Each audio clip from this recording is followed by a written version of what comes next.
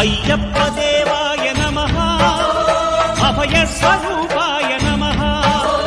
హరిహర సుపుత్రాయ నమః కరుణా సముద్రాయ నమః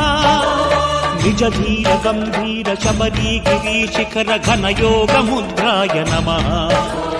పరమాణు హృదయాంతరాళ స్థితానంత బ్రహ్మాండ రూపాయ నమః అయ్యప్ప దేవాయ నమః అభయ స్వరూపాయ నమః.